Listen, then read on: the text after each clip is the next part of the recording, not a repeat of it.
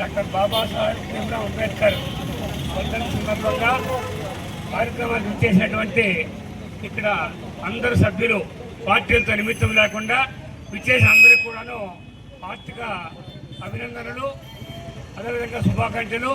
మీకు అందరికీ తెలుసు, భారత రాజ్యాంగ నిర్మాత డాక్టర్ బాబాసాహెబ్ భీమ్రావ్ అంబేద్కర్ మొదటగా మనకు స్వాతంత్రం వచ్చిన తర్వాత మనకంటూ ఒక సొంత రాజ్యాంగం లేకపోతే దానికోసము రాజ్యాంగం రచించుకోవడానికి ఒక డ్రాఫ్ట్ కమిటీ ఏర్పాటు చేసి తీర్మానించుకున్నారు. 40 ఏళ్ళ స్వాతంత్రం వచ్చిన తర్వాత ఒక రాజ్యాంగ కమిటీ ఏర్పాటు చేశారు. ఆ డ్రాఫ్టింగ్ కమిటీకి చైర్మన్గా బాబాసాహెబ్ భీమ్రావ్ అంబేద్కర్ను ఇవి జరిగింది. ఆయన సుమారు 2 సంవత్సరాల 3 నెలల రాజ్యాంగాన్ని విదేశాలు తీసుకొని రచించి భారత రాజ్యాంగాన్ని అందించడం జరిగింది. ఇది ప్రపంచంలోనే లిఖిత రాజ్యాంగము, అత్యంత పెద్ద రాజ్యాంగం కూడాను. దీని ద్వారా ఈరోజు మన రాజ్యాంగ వ్యవస్థ నడుస్తూ ఉంది. అన్ని వ్యవస్థలు, శాసన నిర్మాణ శాఖ కానీ, కార్యనిర్వాహక శాఖ కానీ, న్యాయశాఖ కానీ వాటి పరిధిలో పనిచేస్తూ ఈరోజు ఒకరి దాంట్లో జోక్యం చేసుకోకుండా పరిపాలన చేస్తున్నాయి. తలమానికం భారత రాజ్యాంగం అంటే గతంలో మనకు శ్రీకృష్ణుడు భగవద్గీతలో చెప్పినటువంటి విధంగా ఎట్లయితే అది భగవద్గీత ఒక తార్కాణమో ఈరోజు భారతదేశ పరిపాలనకు రాజ్యాంగం స్ఫూర్తి. ఆయన ఒకరి కోసమో, ఒక వ్యక్తి కోసమో, ఒక కులం కోసమో, ఒక మతం కోసం రాసినటువంటి రాజ్యాంగం కాదది. మొత్తం యావత్ భారతదేశం రాజ్యాంగం అది. అందరూ కూడా అభివృద్ధి చెందాలి, రాజ్యాంగం సభ్యులను నడుచుకోవాలి, మన పాలన మనం చేసుకోవాలని ఉద్దేశంతో ఆయన కూడా జరిగింది. మీకు అందరికీ తెలుసు, ఈరోజు దేశవ్యాప్తంగానే కాదు ప్రపంచంలో ఆయన యొక్క పేరు సంబంధించి చాలా మంది వెళ్తా ఉన్నారు. ఈ మధ్యకాలం మీకు తెలుసు, అత్యంత వేగవంతంగా ఆయనకు మీకు ఈ మధ్య కాలంలోనే ఒక 4 సంవత్సరాల క్రితము విజయవాడలో భారతదేశానికే తలమానికమైనటువంటి 112 అడుగుల విగ్రహాన్ని ఏర్పాటు చేసే చరిత్ర మన ఆంధ్రప్రదేశ్ దక్కింది. దాని పాలన ఈ మధ్య కొత్తగా వెనుకబడినట్టు తెలుస్తూ ఉంది. అది అట్లా కాదు, మనము కులమో మతమో ఇంకోటో చూడాల్సిన అవసరం లేదు. ఎవరైనా కానీ భారతదేశానికి ఎంత సేవ చేసినారు, వాళ్ళు ఏ విధంగా రచనలు అందించినారు, పరిపాలన ఏ విధంగా చేశారు, దాని దృష్టిలో పెట్టుకోవాలి. వ్యక్తులతో మనకు సంబంధం కాదు. కాబట్టి ఆ యొక్క విజయవాడటువంటి విగ్రహాన్ని అందరూ కూడా ఆదరించే విధంగా దాన్ని తీర్చిద్ది ఆలనా పాలన చూసి సకల వస్తువు కల్పించే విధంగా తెలియజేస్తున్నాం. ఆ విధంగా చేసినట్టు మహనీయుడు 1956 ఈ యొక్క డిసెంబర్ 6వ తేదీ నాడు మరణం జరిగింది. ఆయన ఆత్మకు శాంతి కలగాలి మనమంతా కూడాను నివాళి పిలుస్తున్నాం. ఈ కార్యక్రమంలో పాల్గొన్న మీకు అందరికీ కూడాను మరొకసారి ధన్యవాదాలు చేస్తూ, ఎలక్ట్రానిక్ మీడియా ప్రింట్ మీడియాలు కూడా ధన్యవాదాలు, నాకు అవకాశం వారికి కూడా ధన్యవాదాలు చేస్తూ ఈరోజు డాక్టర్ బిఆర్ అంబేద్కర్ గారి వర్ధంతి సందర్భంగా ఈరోజు పొలమనేరు అర్బన్, రూరల్, గంగవరం నాయకులందరూ పాల్గొని ఈ యొక్క కార్యక్రమాన్ని జయప్రదం చేసినటువంటి కార్యకర్తలకు అందరికీ హృదయపూర్వక నమస్కారాలు తెలియజేసుకుంటూ, మీకు అందరికీ తెలుసు బిఆర్ అంబేద్కర్ గారు ఈరోజు ఈ దేశం అందరూ అన్యోన్యంగా కుల మతాలకు అతీతంగా ఉన్నారంటే దానికి రాజ్యాంగం రచించిన మన బిఆర్ అంబేద్కర్ గారు. ఎందుకు చెప్తానంటే ఆయన అందరూ సమానంగా ఉండాలి, అందరూ ఐకమత్యంగా ఉండాలనేసి ఆ రోజు దేశం కోసం స్వాతంత్రంలో కూడా పోరాడి తరువాత ఆయన ఒక కమిటీ మెంబర్గా ఉండి ఈ యొక్క రాజ్యాంగం రచించి అందరికి సమానంగా ఉండాలని రచించిన గొప్ప వ్యక్తి. ఈరోజు ఆయన చనిపోయిన రోజు కాబట్టి ఆయన ఆత్మకు శాంతి కలగాలని మేము వైఎస్ఆర్ కాంగ్రెస్ పార్టీ అందరూ అభిమానులు మనస్ఫూర్తిగా కోరుకుంటూ, అలాగే ఆయన అడుగు జాడల్లో మన YSR Congress party doctor YS Rajasekhara Reddy గారు కూడా బడుగు బలహీన వర్గాలు అందరూ ఐకమత్యంగా ఉండాలని ఫీజు రీయింబర్స్మెంట్, ఆరోగ్యశ్రీ కాపాడి ఎందుకు పెట్టాడంటే అందరూ అంతా పేదవాళ్లే ఉన్నారు, ఈ రాష్ట్రం బాగుండాలనేసి ఆంధ్ర రాష్ట్రానికి ఆయన ఒక వెలుగు నింపిన వ్యక్తి డాక్టర్ వైఎస్ రాజశేఖర రెడ్డి గారు.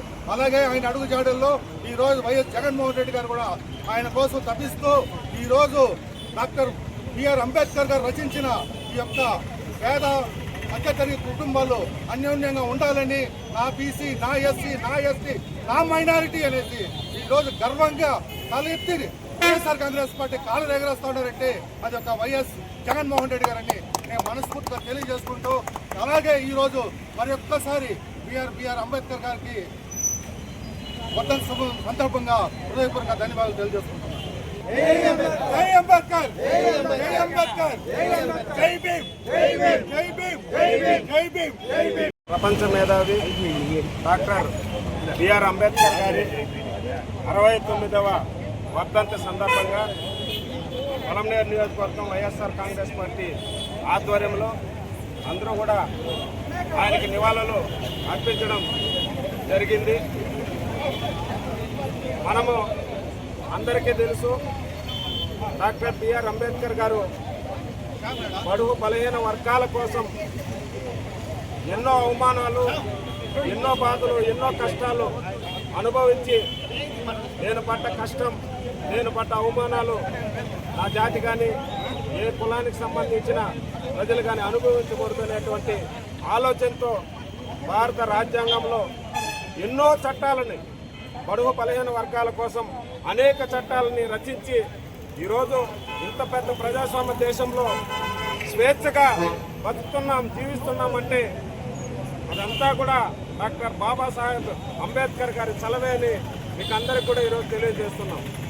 ఈరోజు రాష్ట్రంలో చూస్తున్నాం, దేశంలో చూస్తున్నాం, బడుగు బలహీన వర్గాల మీద దాడులు కానీ, హత్యాకాండాలు కానీ, అనేక దౌర్జన్యాలు, పేదలకు రావాల్సినటువంటి సంక్షేమ కార్యక్రమాల్లో కోత విధించడం, బడుగు బలహీన వర్గాలకు వస్తున్నటువంటి ఫండ్స్నంతా కూడా డైవర్ట్ చేయడం, ఈ విధంగా ఏదైతే అంబేద్కర్ గారు రాజ్యాంగంలో పొందుపరిచారో వాటన్నిటినీ కూడా ఉల్లంఘించే విధంగా ఈరోజు పరిపాలన సాగుతుంది.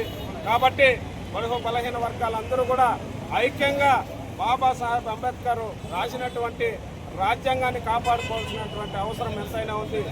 మరి రాష్ట్రంలో ఈరోజు జగన్ గారు దళిత వర్గాలకి పెద్దపీట వేసి విజయవాడలో నడిపొట్టున అంబేద్కర్ గారి 125 అడుగుల విగ్రహాన్ని, శృతివనాన్ని ఏర్పాటు చేయడం, అదేవిధంగా కోనసీమ జిల్లాకు ఒక జిల్లాకి అంబేద్కర్ గారి పేరు పెట్టడం, ఈ రెండు కూడా మా దళితుల యొక్క ఆత్మ గౌరవాన్ని పెంచినటువంటి జగన్మోహన్ రెడ్డి గారు ఈ రోజు ఉన్నటువంటి కూటమి ప్రభుత్వ పాలనలో ఎక్కడ చూసినా దళితులకు అవమానాలు, దళితుల పట్ల అరాచకాలు, దళితులను చంపివేయడం, దళితుల్ని మాట్లాడితే కేసులు పెట్టడం, ఈ విధంగా రాజ్యాంగ ఉల్లంఘన చేస్తూ రెడ్ బుక్ అనే రాజ్యాంగాన్ని తీసుకొచ్చి ప్రజలకి పూర్తి స్థాయిలో వ్యతిరేకమైనటువంటి పాలన అందిస్తున్నటువంటి ఇలాంటి పాలకుల పట్ల ప్రజలందరూ కూడా తిరగబడాలి. అంబేద్కర్ గారు ఇచ్చినటువంటి స్వేచ్ఛా జీవితాన్ని, అంబేద్కర్ కల్పించినటువంటి రాజ్యాంగ హక్కుల్ని మనము కాపాడుకునే విధంగా దళిత జాతులు అందరూ కూడా ఐక్యంగా ముందుకెళ్ళాలి. మరీ ముఖ్యంగా ఎస్సీ, ఎస్టీ, మైనారిటీ, బీసీలు అందరూ కూడా ఐక్యంగా ఈ రాజ్యాంగాన్ని, అంబేద్కర్ గారి యొక్క ఆలోచన విధానాలని ముందుకు తీసుకెళ్లడానికి అందరూ కూడా కలిసికట్టుగా ముందుకెళ్లాలని కూడా కోరుకుంటూ, మరి అంబేద్కర్ గారి 69వ వర్ధంతి సందర్భంగా ఇంత పెద్ద ఎత్తున అందరూ వచ్చి ఆయనకి నివాళులు అర్పించినందుకు అందరికీ కూడా పేరు పేరున ధన్యవాదాలు తెలియజేస్తున్నాను.